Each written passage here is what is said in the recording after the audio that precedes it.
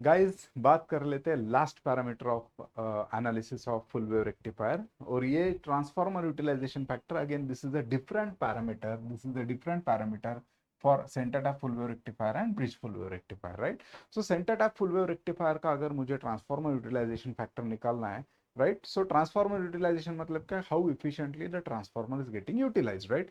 तो centre tap के लिए क्या करना पड़ेगा कि प्राइमरी का अलग से निकालना पड़ेगा और सेकेंडरी का अलग से निकालना पड़ेगा, राइट। सो प्राइमरी का अगर मुझे निकालना है तो ये कैसा आएगा, प्राइमरी वाइंडिंग में क्या होगा, प्राइमरी वाइंडिंग में ऐसा होगा कि it will be two times the transformer utilisation factor of half wave rectifier, क्योंकि उन्हें centre tap full wave rectifier में क्या होता है, it is like two separate half wave rectifiers, right, across the secondary of the transformer. हम क्या करते हैं, सेकेंडरी को ग्राउंड करते हैं तो मेरे पास दो वाइंडिंग मिल जाएंगे, एक में पॉजिटिव साइकिल चल रहा है, दूसरे में नेगेटिव साइकिल चल रहा है। सो याद रखिए, this will be two times transformer utilisation factor of half wave rectifier, so this will be two. And अगर आपको याद होगा तो transformer utilisation factor for half wave rectifier is 0.287, ये वैल्यूज हमें हमेशा याद रखने चाहिए, right. So this will be 0.574, right. और transformer utilisation factor for secondary winding क्या रहेगा आपका, so it will be, right, PLDC divided by primary ratings of the transformer, PLDC divided by primary ratings of the transformer, right. Okay, थोड़ा सा गलत हो गया मेरे से, this is the secondary, right. Secondary में क्या हो रहा है, सेकेंडरी में the winding is getting divided into two parts, इसीलिए पार्ट नंबर वन एक रेक्टिव हाफ वेव के लिए, पार्ट नंबर टू एक हाफ वेव के लिए।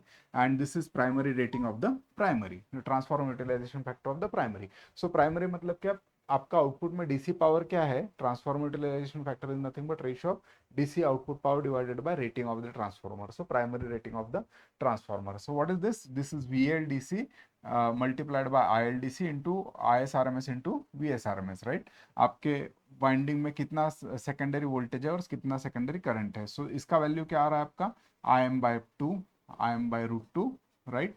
इसका क्या आ रहा है आपका, VM/√2, राइट। इसका कितना आ रहा है आपका 2 VM/पाई, राइट। इसका कितना आ रहा है आपका 2 VM/पाई। एंड VM, कैंसल, राइट, ये आपका IM है, राइट।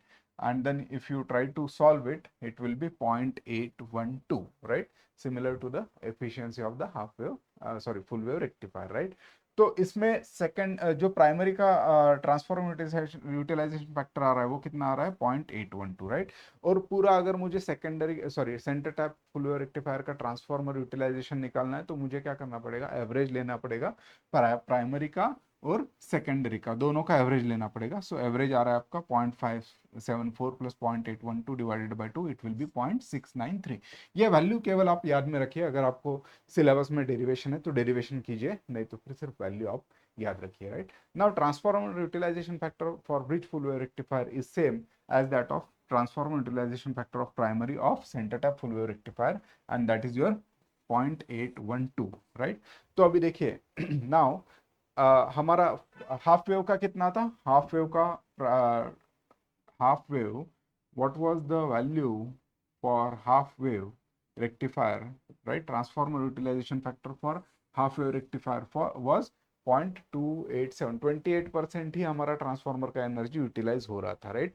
सेंटर टैप में ये वैल्यू बढ़कर कितना हो गया 70%, ऑलमोस्ट 70%, 0.69 मतलब 69.3% मतलब 70%, राइट।